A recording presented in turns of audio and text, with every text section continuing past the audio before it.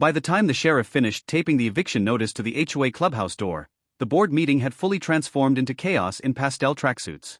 Linda Fairview, the HOA president, slammed her binder so hard the complimentary cookies bounced. "This is illegal," she shrieked. The sheriff didn't flinch. "Ma'am, you're hereby notified that all common areas, access roads, and amenities of Meadow Park Estates sit on land owned by one Mr. Nolan Pike." Every head turned toward the back of the room where I was leaning against the wall, sipping a foam cup of coffee. Linda pointed at me like I was a plague. "You're the squatter with the illegal barn. You don't even belong to this community." "Funny you say that," I replied. "Because technically, the entire community belongs to me." The room exploded. Linda rounded on the sheriff, screaming about bylaws. He just adjusted his hat. "Ma'am, bylaws don't trump county land records." Then she turned her rage on me. I just shrugged. "Lady, you started all this with a $50 fine over my mailbox." "My name is Nolan Pike. I'm a land surveyor by trade. I like maps, topography, and being left alone. A few years ago, at a county courthouse auction, I bid on Lot 47. It was 1,500 acres of tax-foreclosed land from a defunct developer called Meadow Ridge Holdings. The bid was low because the legal description was a mess, half-finished plats and lapsed options. Exactly the kind of nightmare I knew how to read. When I drove out to my new property, I expected trees. Instead, I found a gated subdivision, Meadow Park Estates. 220 beige houses, a stone entrance, and a clubhouse.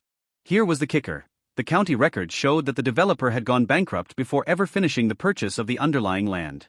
The HOA owned the decor. The residents owned the drywall. But the dirt they were resting on? That belonged to me. I didn't want to be a villain. I just wanted to build a cabin on the far side of the hills and run some cows. But the HOA wouldn't let me live in peace. Linda Fairview marched down my gravel drive in a visor and tracksuit, flanked by board members with clipboards. "This road is not up to Meadow Park standards," she called out. "That's because it's not your road," I said. "You're trespassing." She gave me a brittle smile. "Everything past the gate is subject to HOA guidelines. Your tractor and metal barn are violations. Outbuildings must be pre-approved."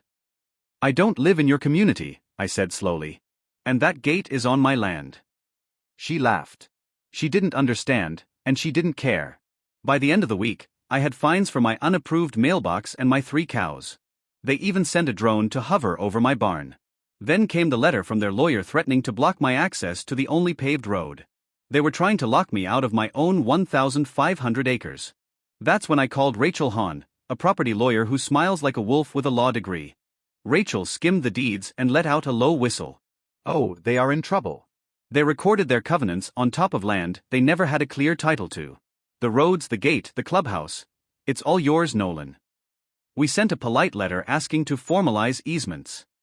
Linda emailed back within hours, copying half the neighborhood. "We will not be blackmailed by a squatter. Remove your barn or face foreclosure." 2 weeks later, they sued me for trespass. Rachel actually laughed.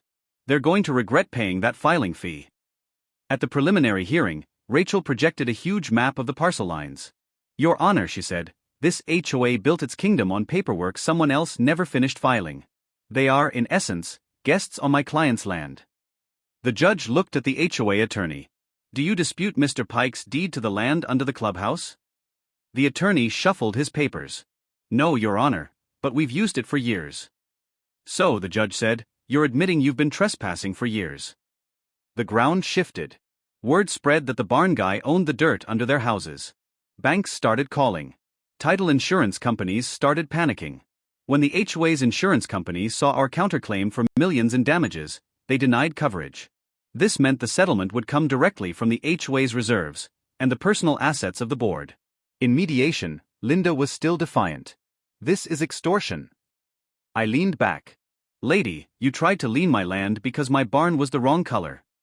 The trial was an execution. We put a former developer on the stand who admitted they never actually paid for the title to the common areas. The judge's ruling was absolute. I owned the 1,500 acres. The HOA's rules were not binding on me. And because they had harassed me, they were liable for massive damages. The settlement was rational, according to the judge. Residents could buy the land under their homes at a discount or sign a 99-year ground lease. But the HOA? It had to be dissolved. Because the board had knowingly misrepresented the land status, the judge allowed me to collect damages from them personally. Linda Fairview sat there, her hands trembling, as the judge read the number, $275,000. Personally. But you can't. She whispered. Ma'am, the judge said, you chose to pursue this despite every warning. You bear the consequences. Linda had to leverage her house to pay me. Eventually, she couldn't afford the ground lease for the dirt beneath her own home. She went into foreclosure. I still have my barn. It's red. My cows are happy. And the people of Meadow Park Estates? They still live in their beige houses. They just pay me for the privilege of sitting on my dirt.